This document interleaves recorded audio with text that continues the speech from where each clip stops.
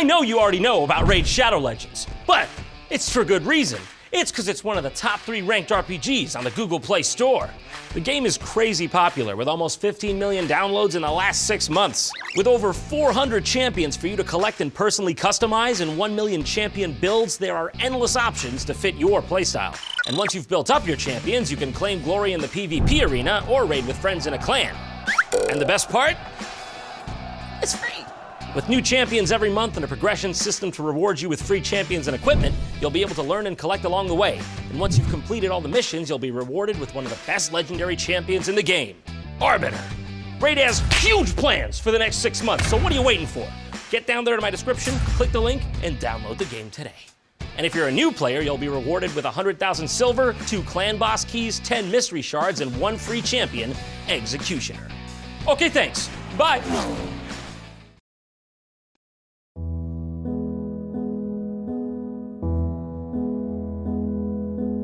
Thanksgiving, one of America's most time-honored traditions.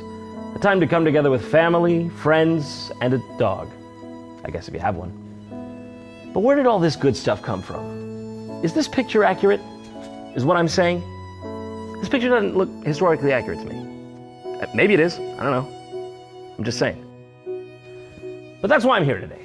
Because I have the distinct honor to be able to tell all of you out there today the real story, the untold story of the Pilgrims.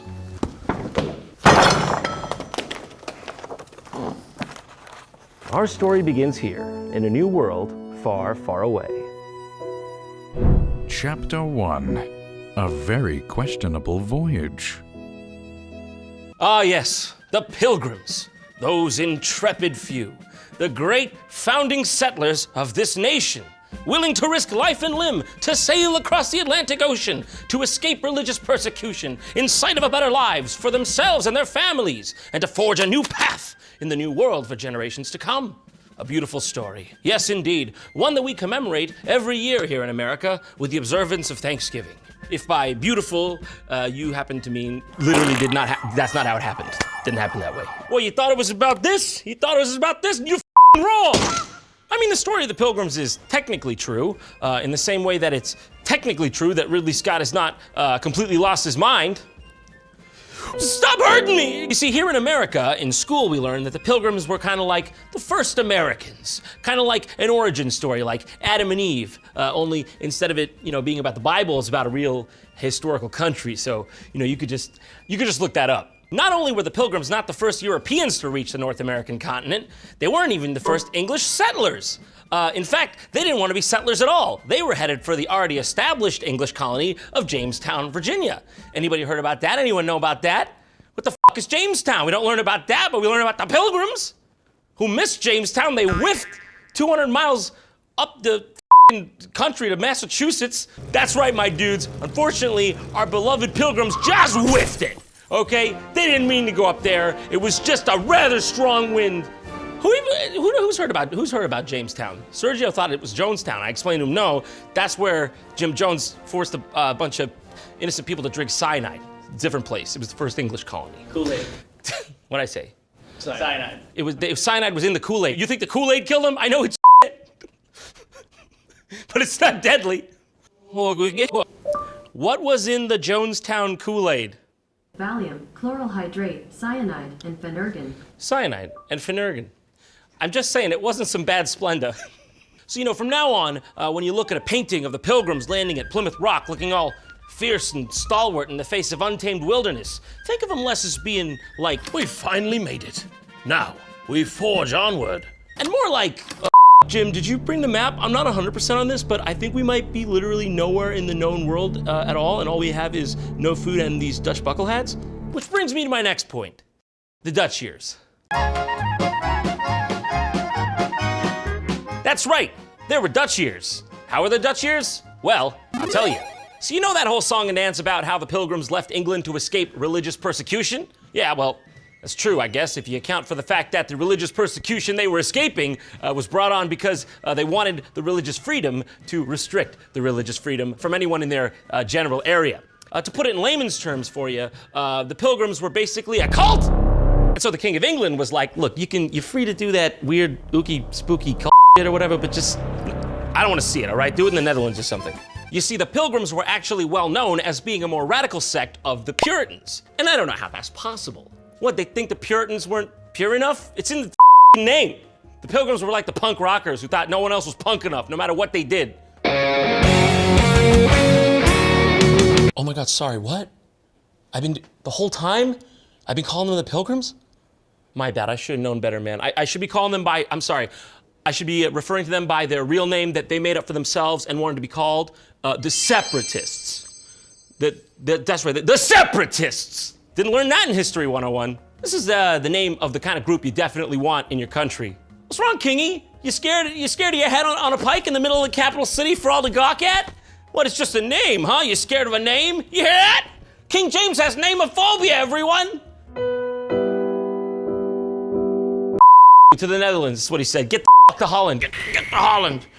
I'm the king. So, not being able to practice their radical faith in peace in England, they exiled themselves to the Netherlands to live out their days amongst the Dutch folk.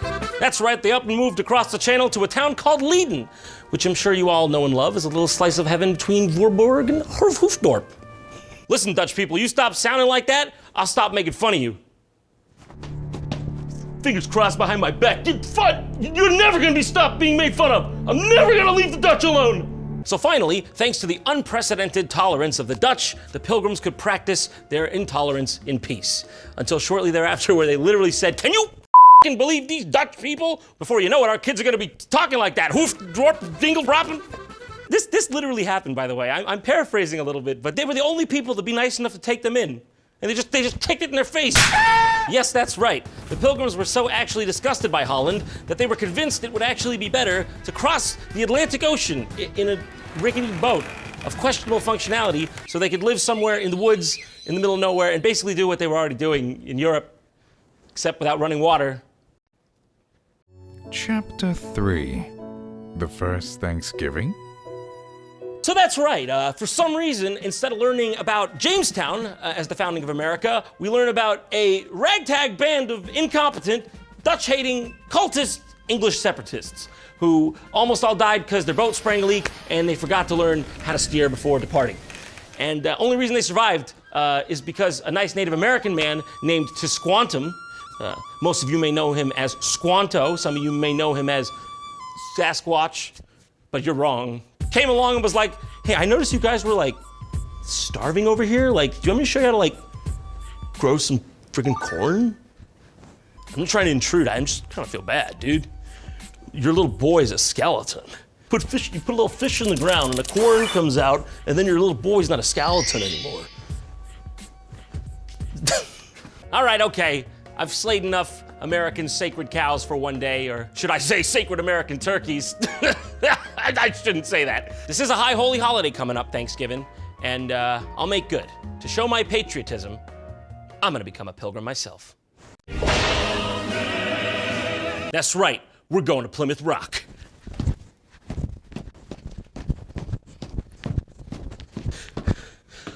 There she is! That's Plymouth Rock. Seriously, this is Plymouth Rock? Why do they got it in a cage? Why is it jailed like a freaking zoo animal? I seriously didn't know, it's just a rock. Just an actual rock. How do I know this was the one? I thought Plymouth Rock was more of a metaphorical thing, like, you know, a big crag on the side of a mountain, not like a literal. This is barely Plymouth Stone, my dude. Don't they just look like they're having the time of their lives?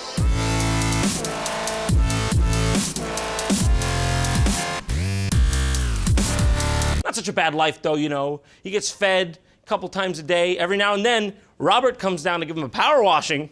All right, honey, I'll see you later. The rock got a bit dirty from sitting there.